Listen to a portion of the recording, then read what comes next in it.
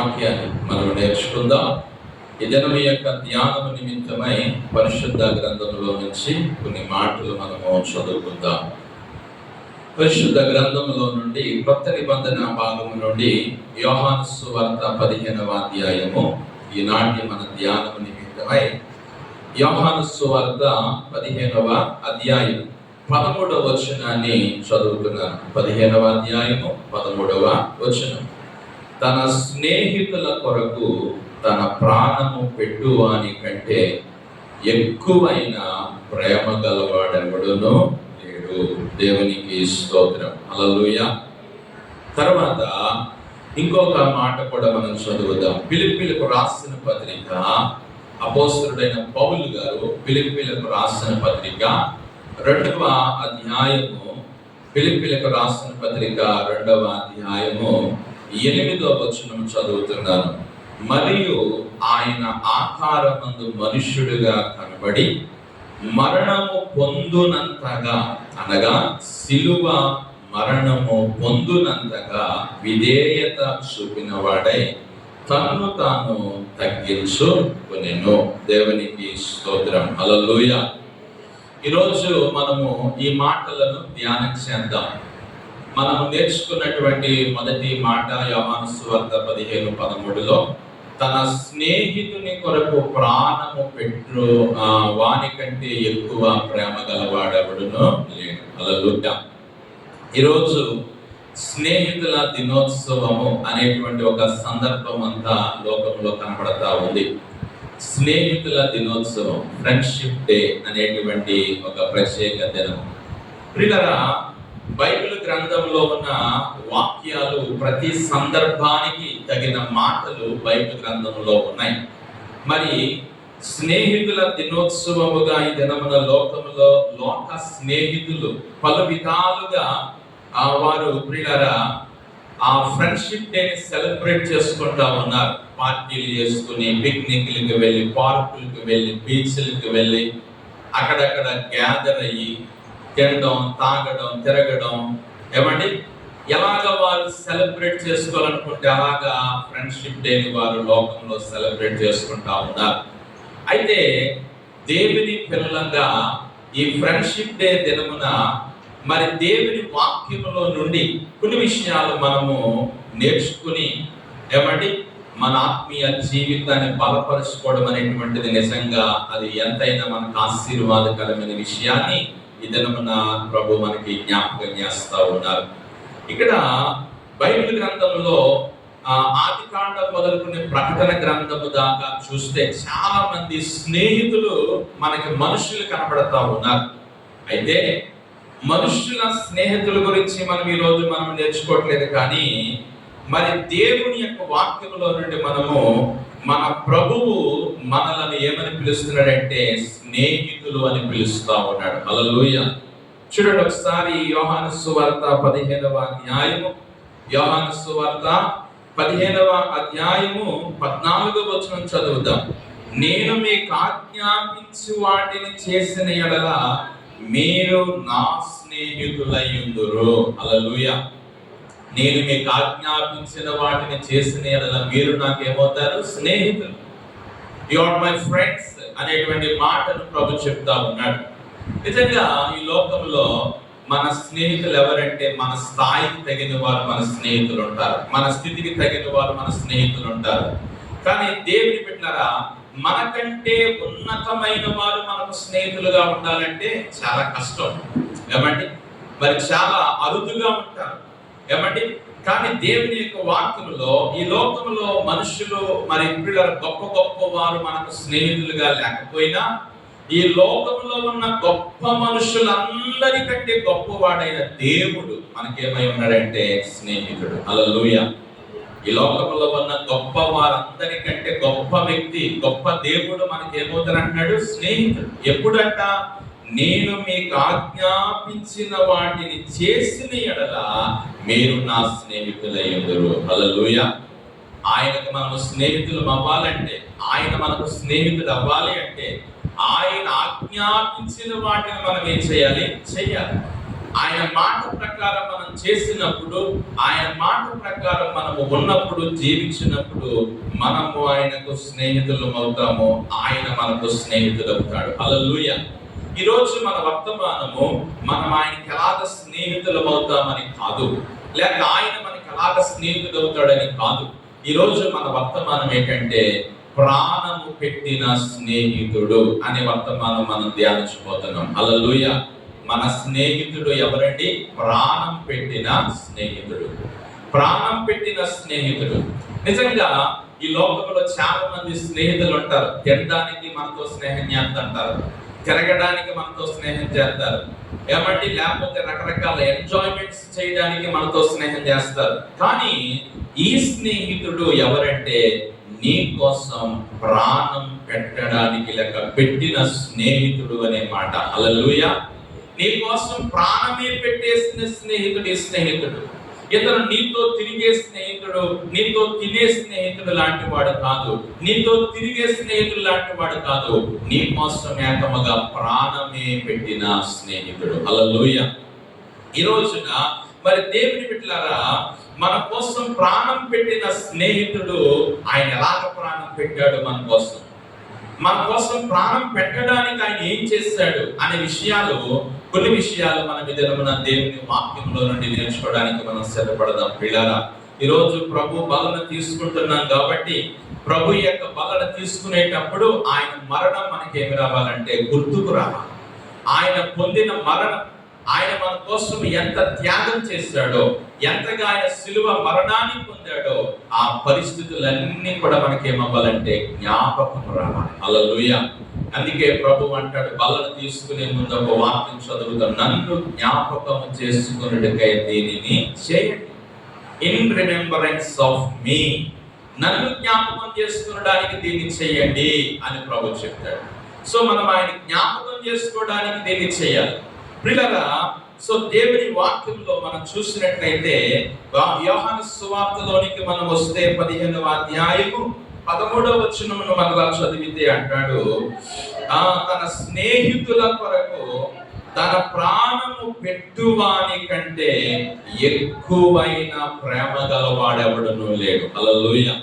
ఈరోజు మన యొక్క వాక్యములో మొదటి మాట ఏమిటనంటే, మన కోసం ప్రాణం పెట్టిన స్నేహితుడు గదైనా ఈయన ప్రాణం పెట్టడానికి ఆయన కొన్ని అనుభవాలు మన కోసం పొందాడు, లేక కొన్ని కార్యాలు మన కోసం చేశాడు. మొట్టమొదటిది ఏంటంటే, స్నేహితుడు మన కోసం ప్రాణం పెట్టాలంటే మొదట ఆయనకి ఏముండాలంటే ప్రేమ ఉండాలి. హల్లెలూయా. అక్కడ అదే అంటున్నాడు, తన యొక్క స్నేహితుని కొరకు ప్రాణము పెట్టువాని కంటే ఎక్కువైన ప్రేమ గలవాడెవడను లేడు. హల్లెలూయా. ఈయన ఎలాగ ప్రాణం పెట్టాడు మన కోసం అంటే, మనమంటే ఆయనకి ఎంతో ప్రేమ గల స్నేహితుడు ఈయన. హల్లెలూయా. అందుకే మన కోసం ఏం పెట్టాడు? ప్రాణం పెట్టేశాడు. ఏమండి, ప్రేమ గల స్నేహితుడు ఈయన. నిజముగా ఈ లోకంలో మనుషుల యొక్క ప్రేమ కొంతవరకే, కొంతకాలమే, కొన్ని దినాలే. కానీ దేవుని ప్రేమ అలాంటిది కాదు, అది కడ వరకు నిలిచేటువంటి ప్రేమ. దేవుని ప్రేమ మన కోసం ప్రాణమే పెట్టినంతగా ఆయన మనల్ని ఏం చేశాడంట? ప్రేమించాడు. ఆయన ఎలాంటి స్నేహితుడు అంటే, మన కోసం ప్రాణం పెట్టిన స్నేహితుడు అనే అంశాన్ని ఈరోజు మనం నేర్చుకుంటున్నాం. ఎలా ప్రాణం పెట్టగలిగాడు మన కోసం? మనమంటే ఆయనకి ఏంటంటే ప్రేమ. మనమంటే ఆయనకి ప్రేమ. ఎంత ప్రేమ అంటే, మన కోసం ప్రాణమునే ఆయన పెట్టడానికి సిద్ధపడినటువంటి వాడు. కాబట్టి ప్రేమ గల స్నేహితుడు. తన స్నేహితుల కొరకు ఎంతో అపరిమితమైన ప్రేమ ఆయనకు ఉన్నది. ఈ రోజున ఆయన ప్రేమ లేనివాడైతే మన కోసం ఏం పెట్టలేడంటే ప్రాణం పెట్టలేడు. మన కోసం ప్రాణం పెట్టలేడు. ఆయన ప్రేమ గలవాడు. కాబట్టి నిజంగా ప్రియులారా, మన స్నేహితుడు మన మీద అంత ప్రేమ కలిగిన వాడు. కాబట్టి నేను అంటున్నాను, నీవు నిజముగా ఆయనకి స్నేహితుడు అయితే నీవెంత ఆయన నీవు ప్రేమిస్తున్నావు. హల్లెలూయా. అది ఈ రోజు మన ప్రశ్న.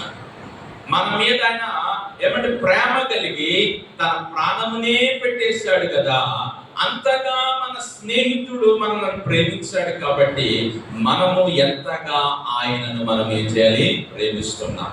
మన ప్రేమ ఎంత ఉంది ఆయన పట్ల? ఏమంటే మనం ఎంతగా మన స్నేహితుని ప్రేమిస్తున్నాం. నిజముగా ఈ రోజున మనం ఆలోచన చేసినట్లయితే మనము మన దేవుని పట్ల అంత ప్రేమను మనం ఏం చేయలేకపోతున్నాం అంటే చూపించలేకపోతున్నాం, వ్యక్తపరచలేకపోతున్నాం. కానీ బైబిల్లో కొంతమంది దేవుని పట్ల అంత ప్రేమను కనుపరిచారు. ఎవరు అంటే ఉదాహరణకు చూడండి, ఆది కాండములోనికి మనం వచ్చినట్లయితే ఆది కాండము 22వ అధ్యాయములో చూడండి ప్రియులారా, మొదటి నుండి మనం చదువుతాం. ఆ సంగతులు జరిగిన తర్వాత దేవుడు అబ్రహామును పరిశోధించి ఎట్లనగా, ఆయన అబ్రహామా అని పిలవగా చిత్తము ప్రభువా అన్నను.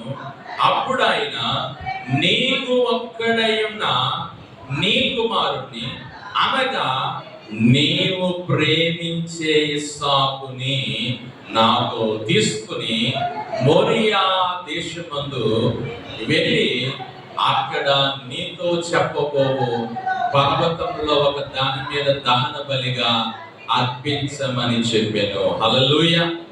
ఇక్కడ చూసారా, అబ్రహామును దేవుడు అంటున్నాడు, నీవు ప్రేమించే ఇస్సాకుని నాకు నువ్వేమివ్వాలంటే బలి ఇవ్వాలంటున్నాడు.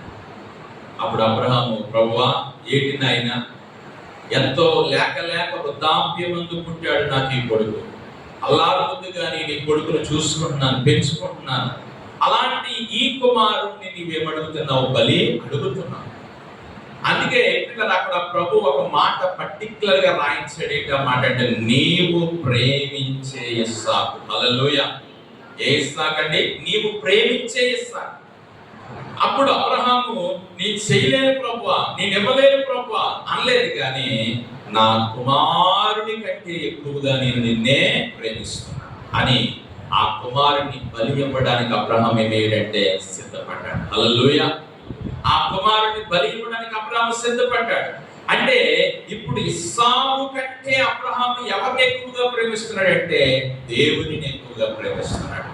అందుకే బైబిల్లో అబ్రహాము దేవునికి స్నేహితుడు అని పేరు పొందెను అని బైబిల్లో అంటారు. అంతేకాదు, ప్రభువే నా స్నేహితుడిని అబ్రహామునకు నేను జరగబోయేది దాచెదనా అన్నాడు. ఇది సొదొమ గొమొర్రా పట్టణాన్ని నాశనం చేసే సమయాన్ని బట్టి. సో దేవుని బిడ్డలారా, ఇక్కడ మనకు అర్థమవుతున్న సంగతి ఏంటంటే, మరి మన స్నేహితుడు మన పట్ల ప్రేమ గలవాడు కోసం కాబట్టి మన కోసం ఏం చేశాడంటే ఆయన ప్రాణము పెట్టాడు. మన స్నేహితుడు మన మీద అంత ప్రేమ చూపినప్పుడు how much love we expose towards our friend, ఎంత ప్రేమను మన యొక్క స్నేహితుని మీద మనం చూపించగలుగుతున్నాం, ఎంత ప్రేమను మన స్నేహితునికి మనం కనపరచగలుగుతున్నాం అనేది ఈరోజు ప్రభు నిన్ను అడుగుతా ఉన్నాడు. కాబట్టి మనం కేవలము మన స్నేహితుని ప్రేమను పొందుకోవడమే కాదు, మనము కూడా మన స్నేహితుని ఏం చేయాలి? ప్రేమించాలి. కాబట్టి మన స్నేహితుడిని, మన ప్రభుని మనం ఏం చేయాలి? ప్రేమించాలి. ఎలా ప్రేమించాలంటే, ఈ లోకంలో దేనినైనా మనము మన స్నేహితుని కోసం మనం ఏం చేయాలంటే విడిచిపెట్టి, ఏమండి అంతగా మన ప్రభుని మనం ప్రేమించాలి. ఈ లోకంలో ఉన్న వాటి కంటే, ఈ లోకంలో ఉన్న దేనికన్నా ఎక్కువగా మన స్నేహితుడు మనం ఏం చేయాలంటే ప్రేమించాలి. ఆయన అంతగా మనల్ని ప్రేమించాడు. ఎందుకంటే బైబిల్ అంతటికి మూలవాక్యం అంటాడు కదా, దేవుడు లోకముని ఎంతో ప్రేమించాడు. కాబట్టి మనం కూడా మన ప్రభుని ప్రేమించబద్దులమై ఉన్నాం. ప్రియులారా, ప్రాణము పెట్టిన స్నేహితుడు అనేది ఈరోజు మన అంశం. ఎలా ప్రాణం పెట్టగలిగాడంటే, మనమంటే ఆయనకి ఏంటంటే ప్రేమ. హల్లెలూయా. ప్రేమ గలవాడు కోసం కాబట్టి మన కోసం ఆయన ప్రాణాన్ని పెట్టిన స్నేహితుడు. హల్లెలూయా. రెండవది, మనము ఎలాగా మన కోసం ప్రాణం పెట్టాడు ఈ స్నేహితుడు అని అంటే, చూడండి ఫిలిప్పీలకు రాసిన పత్రికలోనికి రండి. ఇప్పుడు ఫిలిప్పీలకు రాసిన పత్రిక 2వ అధ్యాయము, ఫిలిప్పీలకు రాసిన పత్రిక 2వ అధ్యాయం 5వ వచనం చదువుదాం ప్రియులారా. క్రీస్తు యేసునకు కలిగిన మనస్సును మీరును కలిగి ఉండండి. ఆయన దేవుని స్వరూపము కలిగిన వాడై ఉండి దేవునితో సమానముగా ఉండుట విడిచిపెట్టకూడని భాగ్యమని ఎంచుకొనలేదు గాని. హల్లెలూయా. రెండో మాట, ప్రాణం పెట్టిన స్నేహితుడితో. ప్రాణం పెట్టిన స్నేహితుడితో ఆయన మన కోసం ఎలా ప్రాణం పెట్టగలిగాడంటే, మన కోసము ఆయన విడిచిపెట్టేశాడు. ఏం చేశాడండి? విడిచిపెట్టేశాడు తన భాగ్యాన్ని, తన ఉన్నతమైనటువంటి స్థితిని విడిచిపెట్టేశాడు ఆయన. నేను అంటున్నాను, రెండవది, ప్రేమించే స్నేహితుడు ఇతను, మన కోసం విడిచిపెట్టే స్నేహితుడు ఇతను. హల్లెలూయా. ఎందుకని? మన కోసం ఏం పెట్టాలైనా? ప్రాణం పెట్టాలంటే తన భాగ్యమును ఏం చేశాడంటే విడిచిపెట్టిన స్నేహితుడు. నిన్ను ఆయన స్నేహితునిగా చేసుకోవడానికి, ఏమండి, నీ కోసము ప్రాణం పెట్టడానికి స్నేహితుడు ఆయన విడిచిపెట్టేస్తాడని దేవుని వాక్యం చెప్తా ఉంది. దేవుని బిడ్డలారా, ఏం విడిచిపెట్టాడంటే దేవునితో సమానముగా ఉండుట భాగ్యమని ఎంచుకొనలేదు. హల్లెలూయా.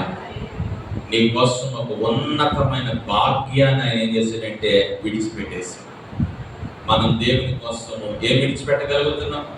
ఈ లోకంలో ఉన్న స్నేహితులు మన కోసం ఏమైనా విడిచిపెడతారా? ఏమండి, వారు ఉన్నత స్థితిని, వారు ఉన్నతమైన భాగ్యాన్ని, ఏమండి, మన కోసం ఏదైనా వదిలేసి రమ్మంటే వారు రాగలరా? రాలేదు ప్రియులారా. కానీ మన కోసం ఈ స్నేహితుడు ఏం చేశాడంటే ఆయన సమస్తమును ఏం చేశాడంటే విడిచిపెట్టుకొచ్చాడు. ఆయన సమస్తాన్ని విడిచిపెట్టి వచ్చాడు. ఈ రోజు నా వాక్యం చెప్తున్న మాట ఏంటంటే, మనము కోసము ప్రాణము పెట్టడానికి స్నేహితుడండి తన భాగ్యముని ఏం చేశాడంటే విడిచిపెట్టాడు. ఈ రోజుల్లో ఇందులో ఉన్న ఆత్మీయ అర్థం ఏంటంటే, మనము మన స్నేహితుని కోసం ఏం విడిచిపెట్టగలుగుతున్నాం? అది మనము ఆలోచించవలసిన మాట. మనము మన స్నేహితుల కోసం ఏం విడిచిపెట్టగలుగుతున్నాం? ఏమండి, మనం ఆయనకు స్నేహితులముగా ఉండాలి అంటే ఆయన ఎలాగైతే మన కోసం విడిచిపెట్టాడో అలాగ మనం కూడా ఆయన కోసం ఏం చేయాలి? విడిచిపెట్టాలి. ఏం విడిచిపెట్టాలి? ఆయనకి ఇష్టం లేని దాన్ని, ఆయన వద్దన్న దాన్ని, ఆయన చెయ్యొద్దన్న దాన్ని, ఆయన ఎలాగైతే ఉండద్దన్నాడో ఆ స్థితిని మనం ఏం చేయాలంటే విడిచిపెట్టాలి. చూడండి, బైబిల్లో మనం చూసినట్లయితే మత్తయి సువార్త 4వ అధ్యాయంలో, మత్తయి సువార్త 4వ అధ్యాయము 19వ వచనం నుండి మనం చదువుదాం. ఆయన నా వెంబడి రండి, నేను మిమ్మల్ని మనుష్యులు పట్టు జాలరులుగా చేతునని వారితో చెప్పాను. వెంటనే వారు తమ వలలు విడిచిపెట్టి ఆయనను వెంబడించిరి. హల్లెలూయా. వెంటనే వారు తమ వలలు విడిచిపెట్టి ఏం విడిచిపెట్టారండి? వలలు. ప్రభు అంటున్నాడు, మీరు నా వెంబడి రండి, నేను మిమ్మల్ని మనుష్యులు పట్టు జాలరులుగా చేస్తానన్నప్పుడు వారు తమ వలలు విడిచిపెట్టారంట.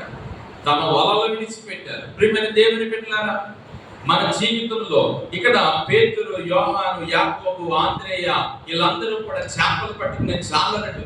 యేసు ప్రభు వారు వచ్చి మీ వలలు వదిలేస్తారండి, నేను మిమ్మల్ని మనుషులు పట్టు జాలరులుగా చేస్తానన్నప్పుడు, ప్రభువా ఎలా వదిలేయమంటా? మా ఉద్యోగాన్ని, లేకపోతే మేము చేసుకునే జీవనోపాధిని, మా వ్యాపారమును, మా పనిని విడిచిపెట్టి నీ వెనకాల వస్తే మాకేటినైనా ఉపయోగము ఎలాగ విడిచిపెట్టగలం ప్రభువా అని అనలేదు వారు. వెంటనే వారు తమ వలలు విడిచిపెట్టి. హల్లెలూయా. ఈ రోజున నీ కోసము ఉన్నతమైన భాగ్యాన్ని ఈ యొక్క స్నేహితుడు ఏం చేశాడంటే విడిచిపెట్టాడు. ఈ రోజున ఈ స్నేహితుల దినోత్సవం సందర్భంగా మన స్నేహితుడు ఎలాంటి స్నేహితుడు అంటే మన కోసము ఉన్నతమైన భాగ్యాన్ని విడిచిపెట్టేసిన స్నేహితుడు ఆయన. హల్లెలూయా. నీకు నాకు స్నేహితునిగా ఉండాలని ఆయన ఉన్నతమైన భాగ్యాన్ని ఏం చేశాడంటే విడిచిపెట్టేశాడు. ప్రియమైన దేవుని బిడ్డలారా, ఆయన కోసం నువ్వు ఇంకా ఎన్నో ఏమండి ఏం చేయలేకపోతున్నామంటే విడిచిపెట్టలేకపోతున్నాం. మనము వాటిని విడిచిపెడితేనే ఆయనకి మనం ఏమవగలుగుతామంటే స్నేహితులు అవ్వగలుగుతాం. వాటిని విడిచిపెట్టకపోతే మనం ఆయన స్నేహితులు అవ్వలేం. ప్రియులారా, చూడండి, లోకంలో కొన్నిసార్లు కొంతమంది ఫ్రెండ్స్ మధ్య ఇలాంటి మరి సంఘటన జరుగుతుంది. ఇప్పుడు ఫ్రెండ్స్ ఇంకొక ఫ్రెండ్కి ఫ్రెండ్ అవ్వాలని అంటే ఇతను వేరే ఫ్రెండ్ని ఏం చేయాలంటే వదిలేయాలి. నువ్వు వాడిని వదిలేస్తేనే, ఆయనతో ఫ్రెండ్షిప్ మానేస్తేనే నువ్వు నాతో ఫ్రెండ్షిప్ చేయి అని చెప్పేసి కొన్నిసార్లు కొన్ని యుద్ధాలు జరుగుతూ ఉంటుంటాయి స్నేహితుల మధ్య. ఇక్కడ కూడా మన దేవునికి మనం స్నేహితులం అవ్వాలి అంటే మనము కూడా ఆయన కోసం సమస్తాన్ని ఏం చేయాలంటే విడిచిపెట్టాలి.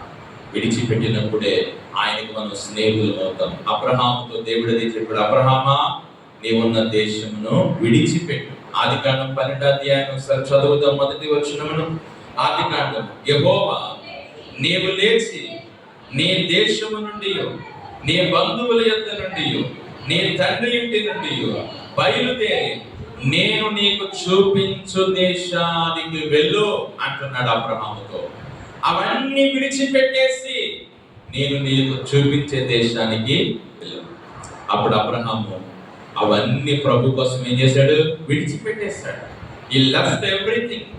ఏమండి, ఆయన ప్రతిదీ విడిచిపెట్టి ఆయన చెప్పిన చోటికి వెళ్ళాను. హల్లెలూయా. ఈ రోజున ప్రియులారా, మన కోసము ఉన్నతమైన భాగ్యాన్ని విడిచిపెట్టేశాడు ఈ స్నేహితుడు. హల్లెలూయా. ఏమండి, మరి ప్రియులారా, ఈ రోజున ఈ స్నేహితుడు ఎలాంటి స్నేహితుడు అని చెప్తున్నానంటే నేను, ఏమండి, ప్రాణం పెట్టిన స్నేహితుడు అనేది చివరి మాట, కానీ దానికి ముందు ఆయన ప్రేమించిన స్నేహితుడు మొదటి మాట. రెండోది నీ కోసము ఉన్నతమైన భాగ్యాన్ని విడిచిపెట్టిన స్నేహితుడు. ఏమంటే నీ కోసం ఉన్నతమైన స్థితిని విడిచిపెట్టిన స్నేహితుడైనా. ఇక మనం మూడవదిగా చూసినట్లయితే ఇతను ఏ స్నేహితుడు అని అంటే ప్రియులారా, మరలా ఫిలిప్పీయులకు రాసిన పత్రిక 2వ అధ్యాయంలోనికి మనం వచ్చినట్లయితే ప్రియులారా, అక్కడ రాస్తున్నాడు 7వ వచనంలో, మనుష్యుని పోలికగా పుట్టి దాసుని స్వరూపమును ధరించుకొని తన్ను తానే రిక్తునిగా చేసుకునేను. మూడోది ఏ స్నేహితుడో తెలుసా? ఇతను నీ కోసము ఏమంటే దాసుని స్వరూపముగా మారిపోయిన స్నేహితుడు. హల్లెలూయా. దాన్ని ఇంకో మాటగా చెప్పాలంటే తగ్గించుకున్న స్నేహితుడైన. హల్లెలూయా. ఎందుకోసం? నీ కోసం. ఎందుకోసం?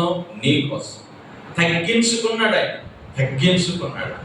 ప్రియులారా, నీతో స్నేహం చేయాలని, నీతో స్నేహితునిగా ఉండాలని ఆయన ఒక ఉన్నతమైనటువంటి వాడైనప్పటికీ ఆయన దాసుని స్వరూపాన్ని ధరించుకున్నాడు. హల్లెలూయా.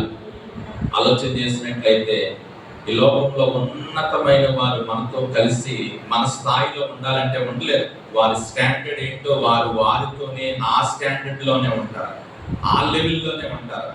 అంతేగాని మన స్టాండర్డ్కి రావాలంటే వారు రాలేరు. కానీ ఈయనైతే, ఈ స్నేహితుడైతే అలాంటి వాడు కాదు.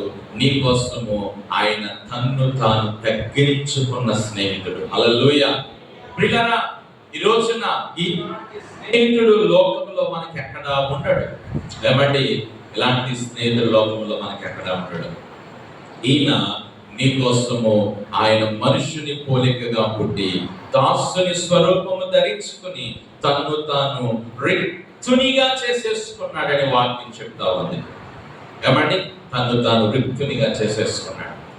ఆయన నీ కోసము ఏమంటే తగ్గించుకున్న స్నేహితుడు.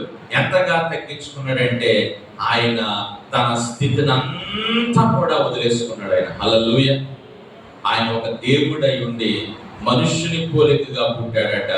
దాసుని స్వరూపాన్ని ఆయన ధరించుకున్నాడట.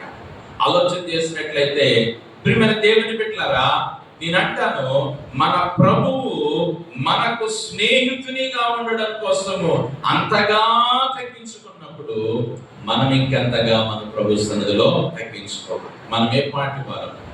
ఏమండి, మనం కొన్నిసార్లు మనము కొంచెము మన స్థితి పెరిగితే, మన స్థాయి పెరిగితే చాలా గర్విస్తాం. ఏమంటే చాలా ఉన్నతంగా ఆలోచన చేస్తూ ఉంటాం. నేనెవరినో తెలుసా, నా స్థితి ఏంటో తెలుసా, నా బ్రతికేటో తెలుసా అన్నట్లుగా మాట్లాడతాం. కానీ ప్రభు అయితే అలా కాదు. ఆయన తగ్గించేసుకున్నాడు. అందుకే బైబిల్లో మార్కు సువార్త 10వ అధ్యాయం 45వ వచనంలో అంటాడు, మనుష్య కుమారుడు పరిచర్య చేయించుకున్నటకు రాలేదు కానీ పరిచర్య చేయుటకు వచ్చాడు.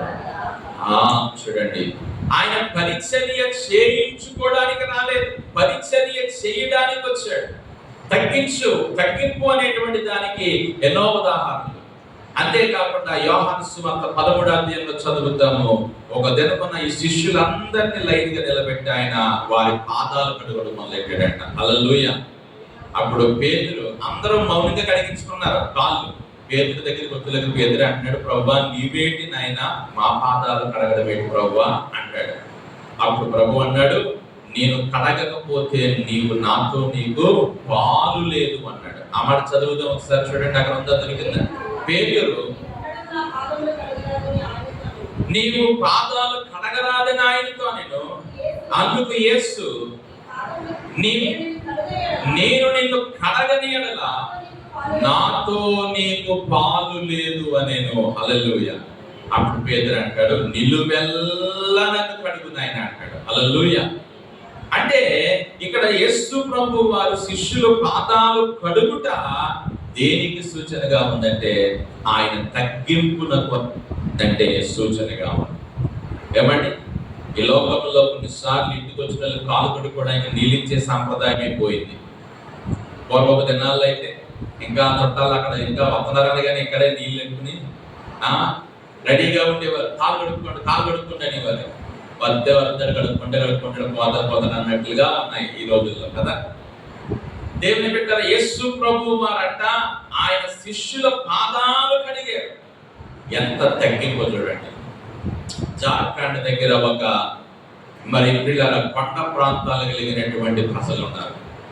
ఇక్కడ నుంచి కొంతమంది సేవకులు అక్కడికి వెళ్ళారు. జార్ఖండ్ రాష్ట్రంలో అక్కడ ఒక ప్రాంతం, అదొక చాలా మారుమూల ప్రాంతం అన్నమాట.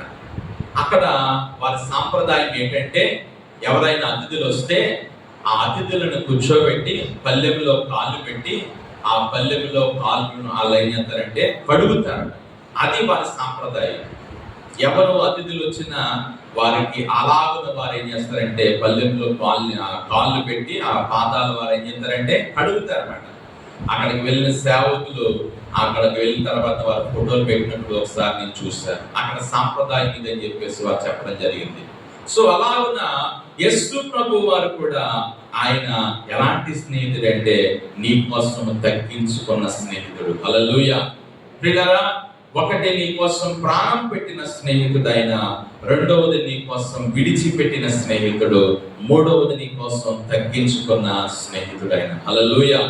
నాలుగవదిగా మనం చూసినట్లయితే ఆయన మన కోసము ఎలాంటి స్నేహితుడిగా ఉన్నాడు అని మనం చూస్తే అక్కడ ఫిలిప్పీయులకు రాసిన పత్రిక 2వ అధ్యాయంలో 8వ వచనం చదువుదాము.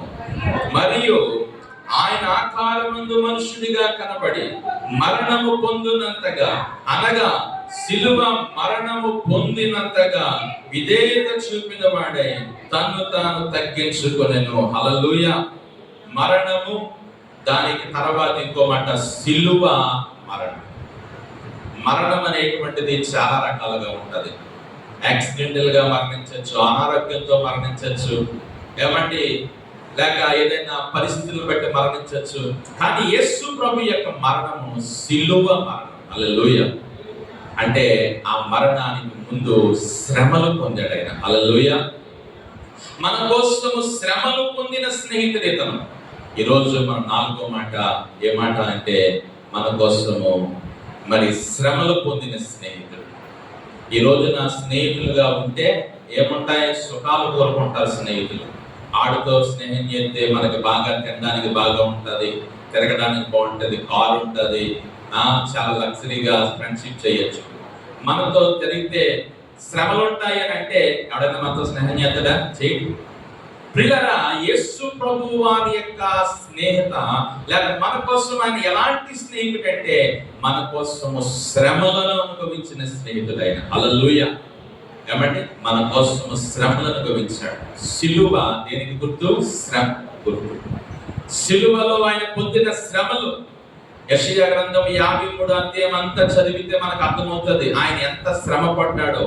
నలగబట్టబడ్డాడు, హింసించబడ్డాడు, దూషించబడ్డాడు, అవమానపరచబడ్డాడు, గేలి చేయబడ్డాడు, హేళన చేయబడ్డాడు. ఏమంటే కొరడాలతో కొట్టారు ఆయనని, ముఖం మీద ఉమ్మి వేశారు ఆయనని, ముండ్ల కిరీటం పెట్టారు, మోయనాన్ని బరువైన సిలువ ఆయనకు వేశారు. ఇలాగ అంతగా మన కోసం ఆయన ఏం పొందాడంటే శ్రమలు పొందిన స్నేహితుడు.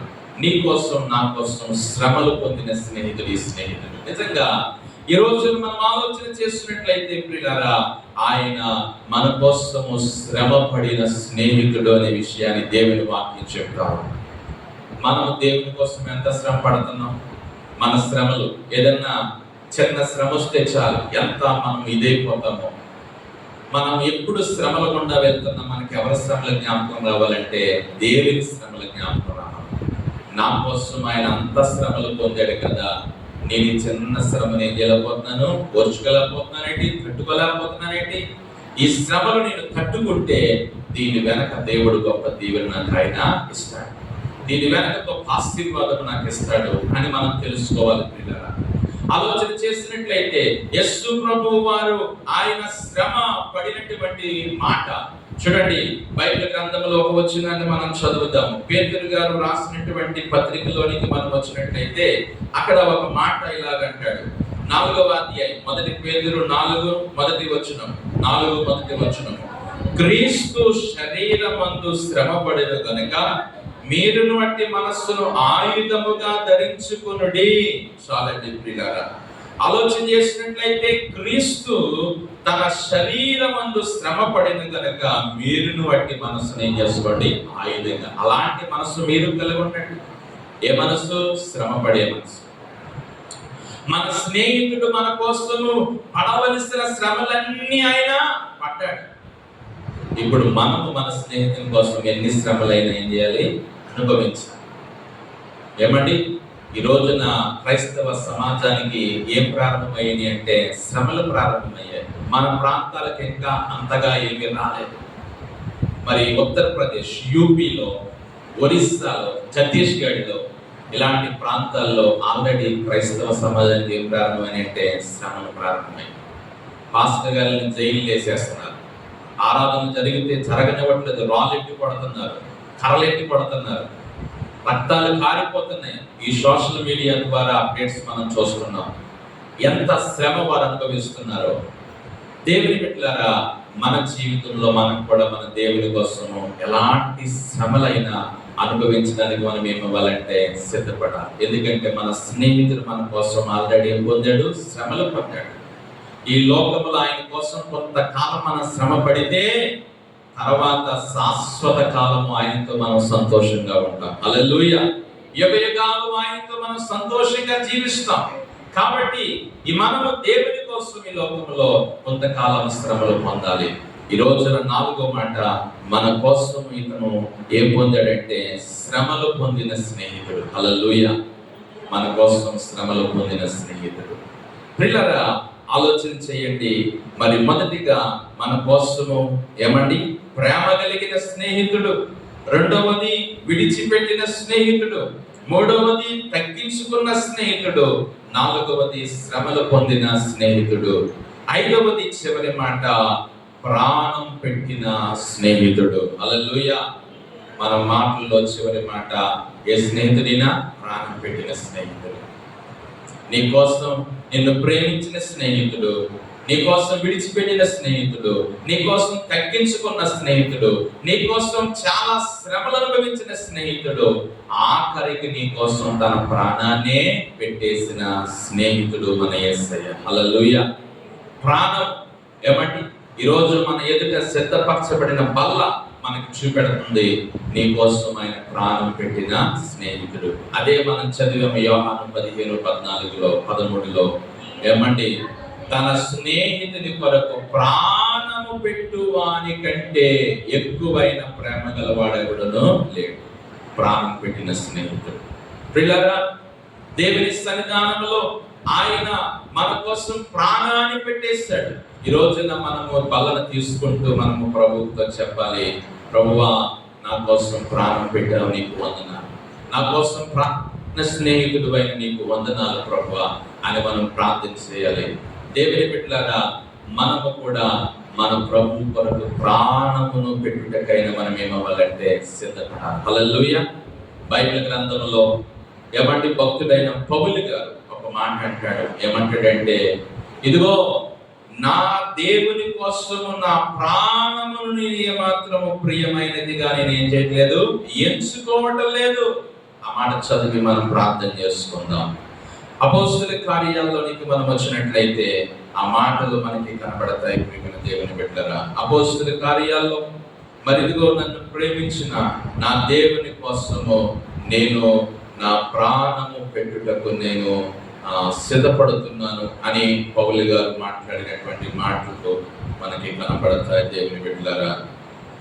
ఓకే, దేవుని వాక్యంలో మనం చూసినట్లయితే పౌలు గారు తన సేవా పరిచర్యలోనికి వచ్చినప్పుడు నా ప్రాణమును ఏమాత్రము ప్రియమైనదిగా నేను ఎంచుకోవటం లేదు అనే మాట అంటాడు. ఆ మాట ఒకవేళ దొరికినట్లయితే చూడండి, అపోస్తుల కార్యాలు 20 అధ్యాయం 24వ వచనం చదువుతాం. అపోస్తుల కార్యాలు 20:24. అయితే దేవుని కృపా సువార్తను గురించి సాక్ష్యం ఇచ్చుటయందు నా పరుగును నేను ప్రభువైన యేసు వలన పొందిన పరిచర్యను తొదముట్టింపవలెనని నా ప్రాణమును నాకెంత మాత్రమును ప్రియమైనదిగా ఎంచుకోవటం లేదు. నా ప్రాణం ఎంత మాత్రము నాకు ప్రియమైనది కాదు. ఆయన సేవ కోసం, ఆయన కోసం నా ప్రాణమైనని నేను చేస్తానంటే అర్పిస్తాను. I'm ready to give my life. నా ప్రాణాన్ని ఇవ్వడానికి సిద్ధంగా ఉన్నాను అంటున్నాడు పౌలు గారు. అంటే ఎందుకు అంటాడు మాట? నా కోసం ఆయన తన ప్రాణాన్ని పెట్టాడు. నా కోసం ఆయన ప్రాణాన్ని పెట్టినప్పుడు ఆయన కోసం నేను ప్రాణాన్ని పెట్టలేదు. ఈ రోజున మన కోసము ఏ స్నేహితుడైనా పెట్టిన స్నేహితుడు. ఈ 5 విషయాలు మన మనసులో పెట్టుకొని ఇలాంటి స్నేహితుడు లోకంలో మనకి అక్కడ లేడు. ఏ మానవుడు కూడా ఇలాంటి స్నేహితుడిగా మన కోసం ఉండలేడు, ఉండబోరు. కాబట్టి మన నిజమైన స్నేహితుడు ఎవరంటే మన ప్రభువే. అన్ని వేళలా, అన్ని సమయాల్లో నేనున్నాను అనేటువంటి స్నేహితుడైన. కాబట్టి ఆయనకు మనం స్నేహితులుగా ఉందాం. ఆయనే మన నిజమైన స్నేహితులను నమ్ముదాం. దేవుడి కొద్ది మాటలు దీవించునుగాక. ఆమేన్. ప్రార్థన చేసుకుందాం. తల్లవలసండి కళ్ళు మూసుకొని ప్రార్థన చేసుకుందాం. అందరం కూడా ఒక నిమిషం ప్రార్థన చేద్దామా? ఈ యొక్క దినము దేవుడు తన వాక్యం ద్వారా మనతో మాట్లాడిన మాట, ఆయన ఎలాంటి స్నేహితుడో మన